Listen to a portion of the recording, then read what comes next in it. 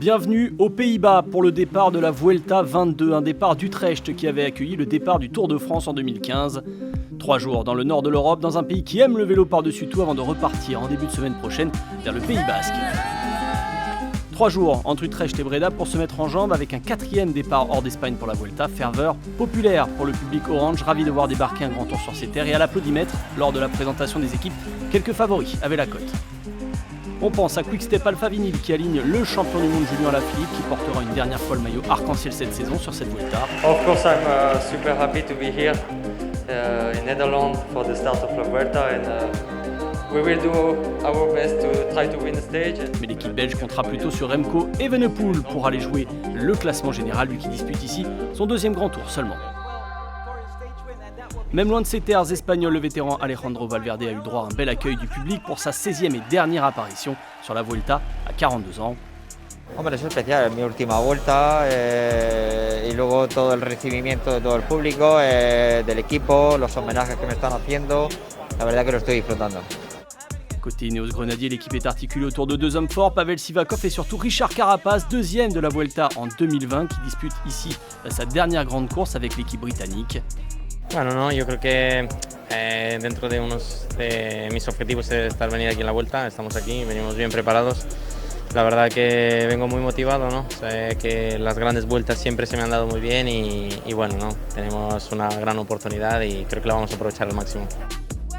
Enfin, l'homme à battre, c'est Roglic, triple tenant du titre. Le Slovène aura fort à faire face à la concurrence des Carapaz, Yates, Hindley et consorts. Le coureur de la Jumbo-Visma revient de blessure mais reste le grand favori. Like I said, the moment when I'm here, yes, I'm ready, yeah, I have a strong team around me, yeah, the race will tell itself.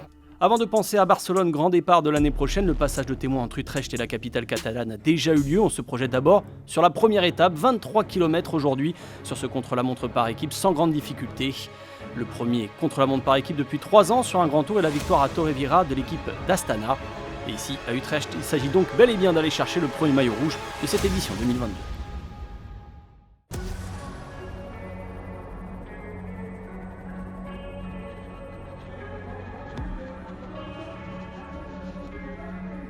La première équipe à s'élancer sur cette Vuelta, c'est l'équipe invitée Burgos BH. L'équipe espagnole part à 18h30 et débute sous la pluie. Une pluie qui devra accompagner les premières équipes qui s'élancent, mais les conditions devraient être meilleures pour les favoris comme Ineos Grenadier ou encore Jumbo-Visma. Burgos BH boucle le parcours en 26-38 à plus de 52 km/h de moyenne. Ce temps ne va pas rester tout en haut de l'affiche. L'équipe de Chris Froome Israël Première Tech vient les détrôner. Froome, qui a retrouvé le sourire sur le Tour de France avec sa 3e place à l'Alpe d'Huez, rêve d'étape sur cette Vuelta. Be happy with that. There were no major mistakes out on the course. We worked well together in that sense, so happy with that. For me personally, it was a bit of a leg opener after not racing since the Tour de France, but yeah, happy to get that stage out the way now. Arrive alors le premier duel sur ce chrono entre Groupama FDJ de Thibaut Pinot et les Bike Exchange du dernier vainqueur avant la suprématie Roglic, à savoir Simon Yates. L'équipe australienne vient battre l'équipe française en 25-11-24. Simon Yates est bien lancé dans cette Vuelta par son équipe. Here's a team of Bike Exchange chilling out in the hot seats. Les outsiders et leurs équipes passent les uns après les autres à l'image des UAE Team Emirates et leurs jeunes leaders Almeida et McNulty, mais ne parviennent pas à faire mieux. Même constat pour Bahrain Victorious de Mikel Landa. Enfin, Jay Hindley, le dernier vainqueur du Giro, ne parvient pas à prendre les commandes avec son équipe. Bora Hansgrohe non plus. It's pretty nice to do a triple T. I haven't done one, I think, since 2019. So, yeah, I was a bit rusty out there, but like I said, the team were really phenomenal and the guys were awesome. And it's the first day of a long 3 weeks, so we'll see what we can do. Les dernières équipes à pouvoir faire trembler cette hiérarchie s'avancent sur le podium départ, les Movistar d'Enric Mas et Alejandro Valverde, les Quick-Step, Alpha Vinyl de Julien Alaphilippe et Remco Evenepoel, l'équipe Ineos Grenadier de Carapaz et surtout les grands favoris Jumbo-Visma de Primoz Roglic, Roglic qui rêve d'une 4e Vuelta. Le duel est intense, Ineos Grenadier prend la tête de ce chrono, les Quick-Step finissent fort, mais les coéquipiers de Julien Alaphilippe à 5 seulement viennent buter sur le temps de l'équipe britannique, tandis que l'équipe Movistar perd elle 30 secondes sur ce tracé. Jumbo-Visma en revanche ne va pas laisser passer le train, les Néerlandais chez eux font sauter le chrono d'Ineos.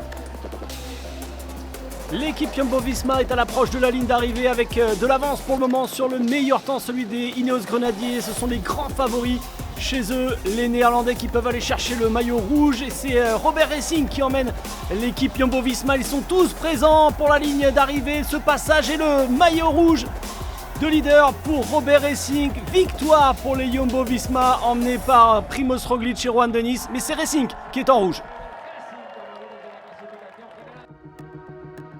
Sans surprise, Jumbo-Visma remporte ce chrono, mais la surprise est plutôt sur le premier coureur à passer la ligne. Ce n'est pas Primož Roglič qui sera le premier maillot rouge de cette édition 2022. Il laisse la tunique à son coéquipier néerlandais, chez lui, Robert Racing. Le néerlandais portera demain pour la première fois un maillot de leader sur un grand tour. Habitué au top 10 sur les courses de 3 semaines au début de sa carrière, Racing petit à petit a abandonné ce profil pour devenir un homme d'étape et surtout un équipier important en montagne. Il avait déjà remporté une étape en 2016 sur la Vuelta au col d'Obelisk, sa seule sur un grand tour. Le voilà désormais leader et en rouge chez lui, aux Pays-Bas. Really grateful to the boys. I mean, they were so crazy strong, and I'm really grateful that to be in the red jersey. I think that's definitely one of the highlights of my career. L'équipe Jumbo-Visma remporte cette première étape avec 13 secondes d'avance sur Ineos Grenadier et 14 sur Quick-Step Alpha Vinyl. Bike Exchange et Simon Yates sont à 31 secondes. À noter la belle 6ème place de l'équipe Groupama FDJ. Au général, et c'est bien anecdotique, Jumbo-Visma occupe les premières places de ce classement et aucune bonification n'a été attribuée sur ce premier tracé. Le maillot vert file sur les épaules de Primož Roglič, 2e aujourd'hui. Le porteur du maillot à poids de meilleur grimpeur sera demain le 3e de cette étape, l'Australien Chris Harper. En revanche, une hiérarchie se met en place pour le maillot blanc de meilleur jeune où on retrouve Hayter et Sivakov d'Ineos Grenadier, mais aussi dans le top 10, Remco Evenepoel ou encore Brandon McNulty. Demain, la deuxième étape devrait être le terrain de jeu des sprinters entre Sartogenbosch et Utrecht. Une petite côte sur le tracé pour déterminer un premier maillot à poids et surtout, après quelques rafales de vent sur le parcours, vraisemblablement une explication musclée sur la ligne. Avec les écarts faits par Jumbo-Visma, Gesink pourrait bien garder son maillot de leader une journée de plus. Rendez-vous demain pour la deuxième étape de cette Vuelta 2022.